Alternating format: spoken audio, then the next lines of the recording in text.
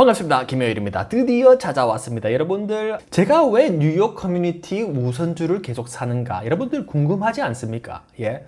우선주가 무엇이냐? 우선주는 보통주에 우선한다고 해서 우선주입니다. 특히나 이 우선주는 이 한국에 이제 정확하게는 모르겠지만 영구채랑 비슷한 건데, 이게 왜 은행들이 하냐면은 돈을 빌리면 부채로 들어가는데 우선주를 영구적으로 이제 배당금을 준다 그러면은 부채로 넣을 필요가 없어요. 자본으로 하기 때문에 자본 비율을 조금 좋게 보일 수가 있기 때문이죠. 거기에 더해서 돈도 이제 차입을 할 수 있어서 은행들이 자주 이제 발행을 하는 상품이라고 보시면 되는데, 저는 왜 이거를 계속 사고 있냐? 한번 여러분들에게 알려드리도록 하겠습니다.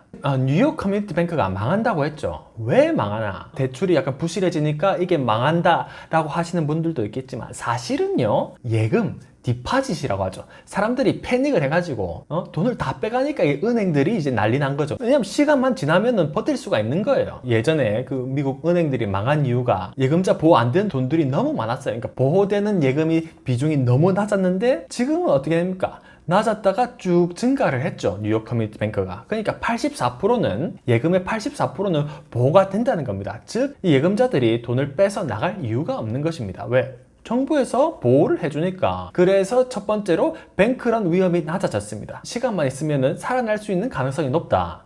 두 번째로 뭡니까? 사실 뱅크런이라는 것은 결국에 언론들이죠. 언론에 한번 치고, 그 다음에 쇼셀러들 있잖아요. 쇼타는 사람들. 그런 사람들이 이제 언론에 하나 뭐 딱 잡았다. 이제 그러면은 바로 이제 주식 다 빌려가지고 장에다 파는 겁니다. 장중에 거래가 정지될 정도로 그게 난리 난 적이 있었죠. 여기 보면 이때입니다, 이때. 근데 현재는 어떻다? 조용하다. 그만큼 이제 쇼셀러들의 관심이 이제 조금 줄어들 수가 있구나. 그 말인즉슨 이제 사람들이 예금을 빼갈 수 있는 위험은 적어졌다. 뭐 그렇게 볼 수가 있고요.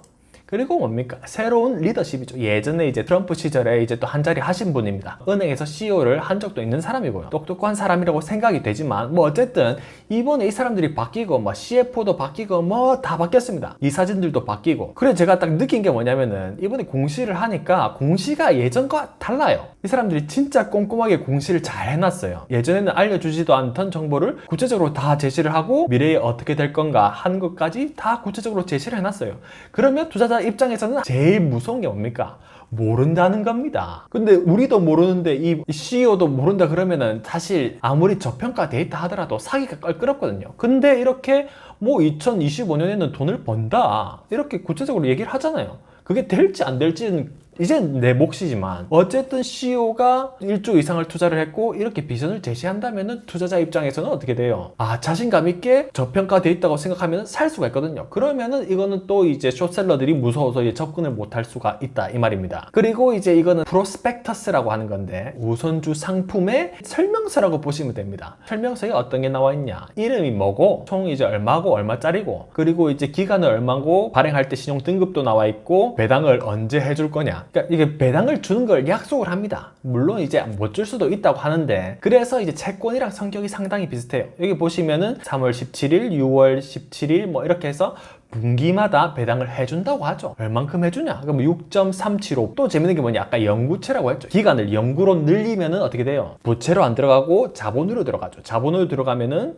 이 부채 비율을 낮출 수가 있다, 이 말입니다. 보통 사람들이 생각하기에는 처음 이제 콜옵션 하는 날이 오면은 콜옵션 하는 게 이제 대부분 다 그렇게 예상을 하고 있고요. 그래서 이제 그게 만기라고 보시면 되는데, 만기일이 언제입니까? 27년도 3월 17일이라고 돼 있죠. 거의 뭐 3년 조금 안 되게 이제 만기일이 남았는데, 그걸 보고 이제 투자를 할 수가 있다는 겁니다. 그리고 또 여러분들 뭡니까? 요즘에 누가 뭐 수학 다 계산합니까? 요즘은요, 정답을 아는 사람이 중요한 게 아니라 어떤 질문을 하는가, 질문을 잘하는 사람이 이제 돈을 벌 수가 있다라고 생각을 해요. 그럼 무슨 말이냐? 이렇게 질문하면은 답을 다 해줍니다. 챗 GPT라고 하죠. 여러분들, 저는 유튜브 프리미엄, 뭐 넷플릭스 그런 거 한 번도 제 돈 주고 본 적이 없습니다. 그런 사람인데도 불구하고 챗 GPT를 쓸 때는 이거는 내 한 달에 25불 줘도 쓸만하겠구나. 왜냐? 질문을 하면 답을 다 해주거든요. 여기서 보면은 내가 물어봤어요. 야, 프로스펙터스, 아까 설명서 있잖아요. 설명서 복사해가지고, 야, 근데 이거 사면은 내 연간 수익률이 얼마 되는데 물어보니까 바로 다 해줍니다. 여기 보면 뭐 시까지 다 해가지고 가지고 딱 설명을 하죠. 이게 얼마나 1년에 이제 받는 배당금 계산하고 콜옵션을 행사를 하면은 원래 가격으로 사줘야 되거든요. 그게 사주는 가격, 지금 현재 가격을 이제 18달러로 보면은 언제 만기가 되냐? 2.8년 뒤에 이제 만기가 된다. 그럼 지 알아서 계산을 해가지고 그러면은 뭐 1년에 한 19%를 번다. 이렇게 나옵니다.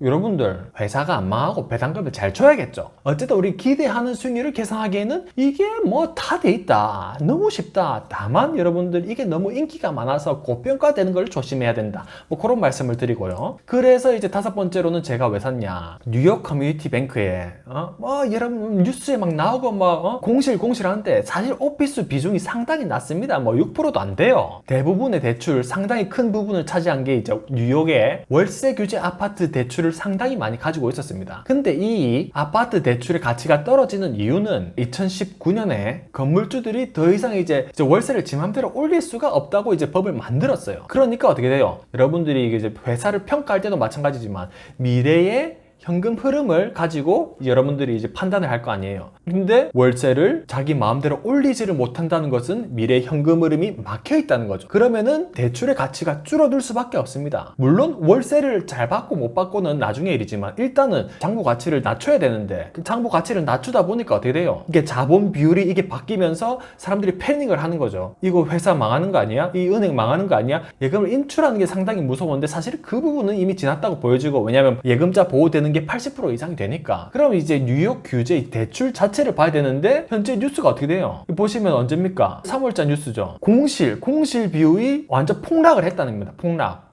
공실이 폭락을 했다는 건 뭐예요? 사람이 꽉 차 있다는 겁니다. 그럼 뭐예요? 꽉 차 있으면 월세는 따박따박 나온다 이거예요. 임대료를 올리지 못해서 그 대출의 가치가 낮아지는 것 뿐이지만 렌트, 월세는 잘 받고 있다 이 말입니다. 또 현재 이제 뉴스를 보면은 1년짜리 재계약은 2%에서 4.5%, 그리고 이제 2년짜리 계약은 4%에서 6.5%까지 올릴 수 있는 이제 투표로 이제 결정하는 게 나왔어요. 그러니까 시간만 지나면은 어쨌든 뭐 4%든지 6%든지 집주인들도 올릴 수가 있다는 겁니다. 버티고 파산하지 않는 이상은 회복 가능성이 높다고 보여지는 겁니다. 그리고 이런 거 뭐 상당히 여러분들 막 숫자 보는 거 귀찮잖아요. 숫자 보는 거 해봐도 여러분들 안 봅니다. 그러면 누가 사는지 한번 보면 되잖아. 여러분들 보통주를 1조 원 넘게 투자를 했어요. 재무장관이 10억 불 투자를 했잖아요. 이 사람들이 조사를 안 하고 샀겠어요? 우선주는 보통주에 우선하기 때문에 우선주거든요. 근데 이제 만약에 파산을 한다고 가정을 했으면은 이 보통주는 날아가는데 뭐. 여기 나오죠? 챗 GPT 하면은